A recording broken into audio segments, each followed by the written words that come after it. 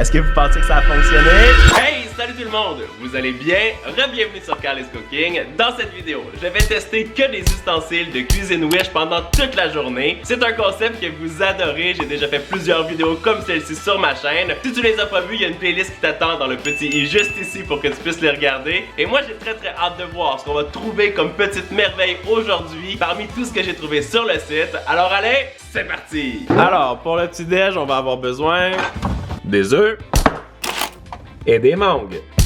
Alors, le premier truc qu'on va tester aujourd'hui, c'est ce petit bidule ici. C'est pour faire des œufs en cylindre avec des formes de jaune d'œuf un peu particulières à l'intérieur. De ce que je vois sur la boîte, c'est qu'il n'y a absolument rien d'écrit en français ni en anglais. Alors, on va faire cette expérience un peu freestyle et on va voir ce que ça donne. Et pour votre information, j'ai payé ça 9$. On va voir ce qu'il y a dans la boîte. Alors, déjà ça ici, c'est pour séparer le blanc des jaunes d'œufs, donc ça devrait être utile. Et après ça, on a ces petits compartiments que tu viens détacher. Et je pense que c'est ça qui va donner la forme du jaune d'œuf à l'intérieur quand on va faire cuire le blanc d'œuf. Bref, on va défaire tout ça et on va l'essayer. Et comme je pensais, il n'y a absolument rien d'écrit en français ni en anglais, alors on va tester ça de la façon qui est le plus logique qui soit. Je vais commencer par mettre un petit peu d'huile à l'intérieur pour éviter que ça colle.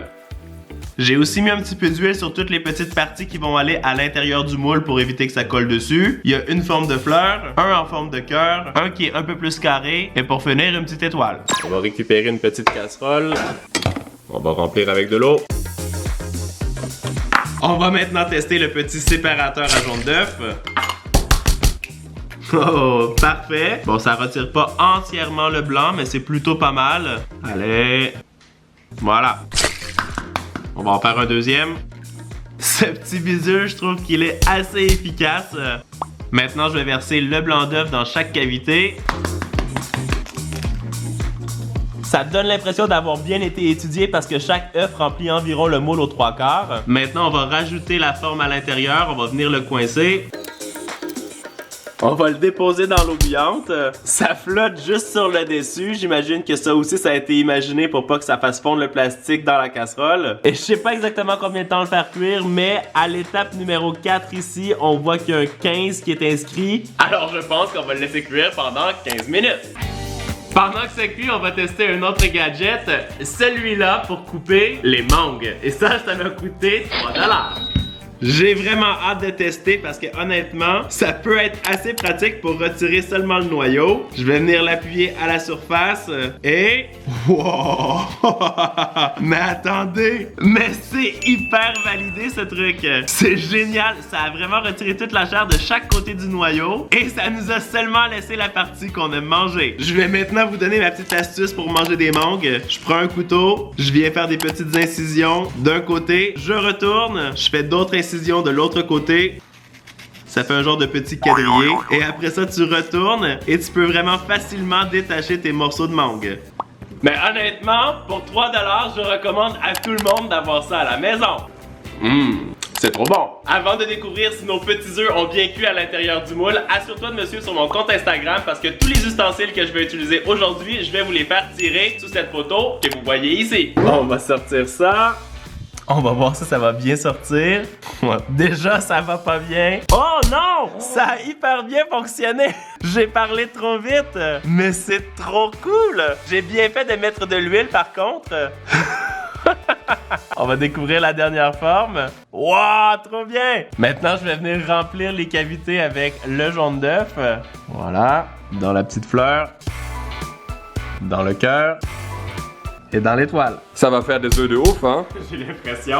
Maintenant, on retire l'autre petite partie comme ça et on vient le remettre sur le moule parce qu'il va falloir refaire cuire encore tout ça. Je vais le faire recuire encore pour un bon 10 minutes parce que j'ai pas réussi à trouver l'information sur la notice. Si quelqu'un parmi vous est capable de me trouver le temps de cuisson, dites-le en commentaire.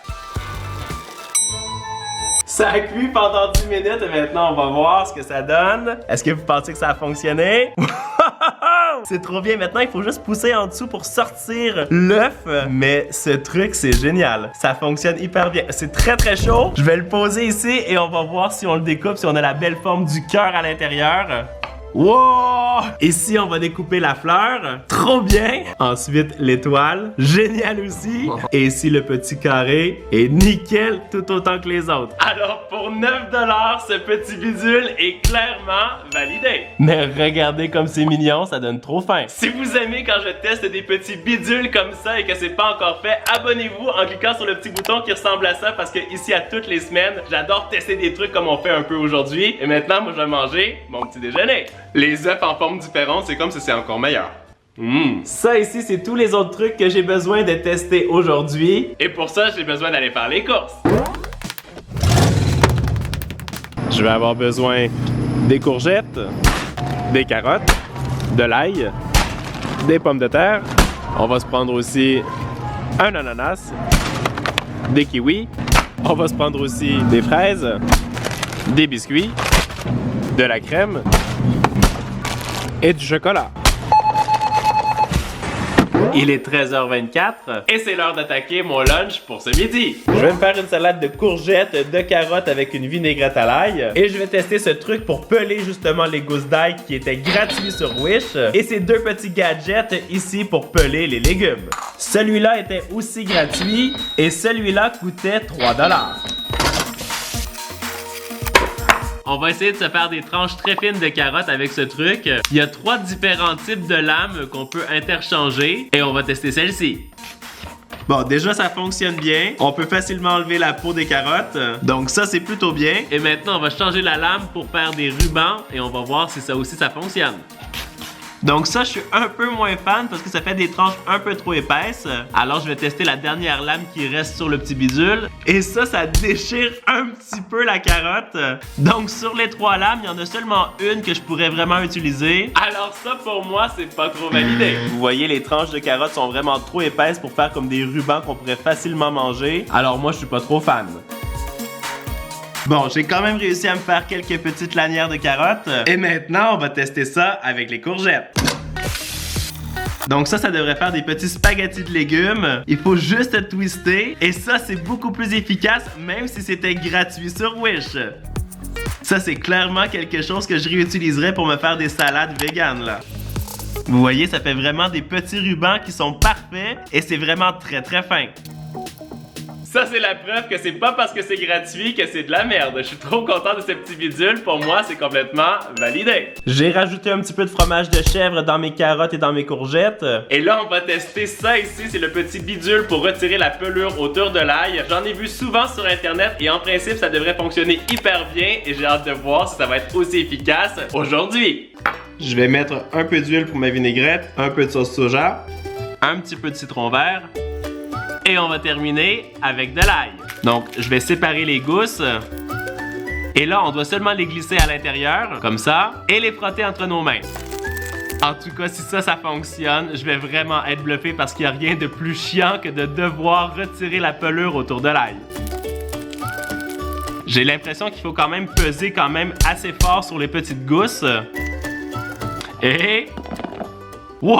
Mais regardez ça, la pelure a été complètement retirée. Alors ça, je dois vous avouer que c'est quand même validé. Comme je vous dis, il faut vraiment peser fort autour de la gousse d'ail. Mais regardez, les morceaux sortent nickel. Je vais en essayer une dernière. Et voilà! Moi, je vais maintenant manger ma salade. Et on se retrouve tout à l'heure pour la collation. Il est 15h15 et c'est l'heure de tester 2 nouveaux ustensiles de Wish. Il y a ce petit truc ici pour faire des chips maison qui m'a coûté 2 $. Et ça, c'est un miroir? Non, c'est un truc pour faire des crèmes glacées roulées et j'ai vraiment hâte de voir si ça fonctionne. Non, c'est vrai? Sur ça? Exact. Ça, par contre, c'était quand même 12 $ sur Wish. On va commencer par éplucher des pommes de terre. Ensuite, on va faire des tranches très minces. Je vais ajouter un petit filet d'huile quand même pour les assaisonner. Et aussi un petit peu de sel. On récupère notre petit moule. Et on vient déposer les chips de pommes de terre dans chacune des cavités. J'ai vraiment de la difficulté à croire que ça va faire des chips. Et maintenant, on va mettre ça au micro-ondes. Ça me paraît limite impossible qu'on va avoir des chips. Ok, on va voir. Wow! Mais Zach, regarde ça! Ça a quand même l'air d'avoir fonctionné ce truc-là. J'aurais jamais imaginé que ça cuise comme ça. Mais regardez, ça a vraiment le look d'une chips. Est-ce que tu vas nous donner ton verdict? Allez! C'est bon, c'est vraiment bon. Tu pourrais mettre un peu de sel et vinaigre et ça sert à mes chips préférés. Ouais, là j'ai seulement mis du sel. C'est super bon. Mais c'est quand même bluffant ce truc-là. Pour 2$, c'est vraiment validé. Et ce que je trouve génial, c'est qu'on n'a pratiquement pas utilisé d'huile pour faire ces chips. On va maintenant essayer de se faire de la crème glacée roulée avec de la crème, des Oreos et un peu de sucre glace. Donc là, je récupère mon truc qui est bien glacé, que j'ai laissé toute la nuit au congèle. Je vais venir verser une petite couche bien mince sur le dessus. J'ai comme l'impression que ça va jamais fonctionner ce truc, ça a l'air beaucoup trop cheap. Mais c'est trop mignon. Il n'y a pas vraiment d'indicatif, mais on va essayer de le laisser geler pendant au moins 1 minute. Oh, mais attends, Isaac, j'ai l'impression que ça a gelé. Attends, je vais essayer de la rouler comme ils font. Bon, ça fait pas des petits rouleaux parfaits, mais attends, ça a quand même fonctionné, là. Bon, c'est loin d'être aussi parfait que ce que l'on voit au Japon ou en Chine, là. Mais il y a quand même quelque chose à faire avec ce truc. Est-ce que tu veux goûter? Oui. Ah. C'est bon. C'est Oreo? Mais ça fait une glace express qui est quand même hyper savoureuse. Pour moi, ça c'est aussi validé. Je pense que si on le laisse figer moins longtemps, ça fonctionne mieux. Regardez, c'est nickel. C'est trop bien. C'est exactement comme dans les vidéos qu'on voit sur internet. Ça complète vraiment trop bien ma collation. Il est presque 18h, je commence à avoir assez faim pour mon repas du soir et ça tombe bien parce qu'il me reste 2 ustensiles de cuisine Wish à tester avec vous. Il y a ici un presse pomme de terre que j'ai payé 8$ et ça c'est le truc que j'avais le plus hâte d'essayer. Une fontaine en chocolat que j'ai payé 33$ et je peux vous dire que c'est le colis de Wish que j'ai reçu qui était à jamais le mieux emballé.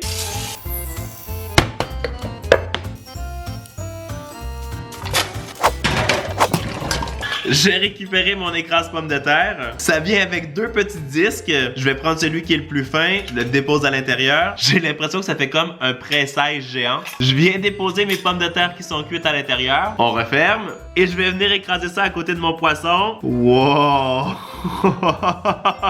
Mais ça, c'est hyper satisfaisant pour faire de la purée de patates hyper vite. Je vais en rajouter une deuxième. Mais ça, je valide à 100%. C'est trop bien. Il reste juste à ajouter un petit morceau de beurre et une petite pincée de sel et notre repas est prêt. Je vais recommencer dans ton assiette, Isaac, parce que c'est trop satisfaisant. Wow! Mais juste pour faire de la purée aussi vite, ça vaut le coup. C'est génial. On dirait du fromage. Dites-moi de 1 à 10 à quel point vous auriez envie de manger cette purée de pommes de terre dans les commentaires.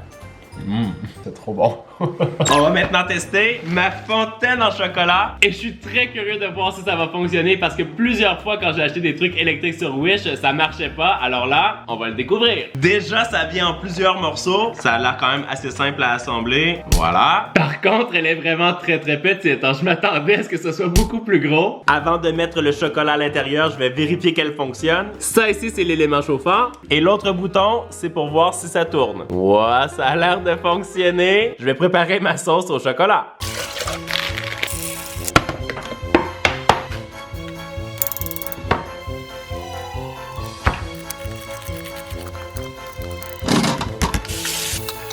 Mes fruits sont prêts. Ma sauce au chocolat aussi. Bien sûr, j'ai lavé la petite fontaine au chocolat. Et là, dans le fond, on sent que l'élément est chaud. Alors, je vais verser la sauce chocolat et on va voir si ça va monter jusqu'à la surface. Est-ce que tu penses que ça va fonctionner? Mais j'espère. Sinon, c'est bloqué. Allez! Oh non, y a rien qui a de l'air de se passer. Un fail total! Non! Mais c'est pas vrai! J'ai comme l'impression que ça tourne pas assez vite. Le chocolat a pas le temps de monter. Je suis vraiment dégoûté! Mais c'est une catastrophe! Et où les fondus maintenant? Ça m'énerve, je voulais tellement que ça fonctionne. Ça monte même pas en haut du premier étage. Effectivement, ça tourne même pas. Ça tourne pas assez vite. Voilà, verdict! C'est la pire fontaine en chocolat que j'ai vu de ma vie et en plus je l'ai payé 33$. Je suis très énervé. Mais ça va pas m'empêcher quand même de manger mes fruits trempés dans le chocolat. Mais c'est ridicule cette fontaine là. C'est quand même très bon. En tout cas, moi je peux vous dire une chose, je me suis encore une fois éclaté à faire cette vidéo Wish pour vous. Dites-moi en commentaire quel est l'objet que vous aimeriez utiliser dans ceux que j'ai testés aujourd'hui. N'oubliez pas de participer au concours sur Instagram et en attendant la vidéo de la semaine prochaine, vous le savez, vous êtes les meilleurs. Ciao ciao! C'est bon la fondue au chocolat.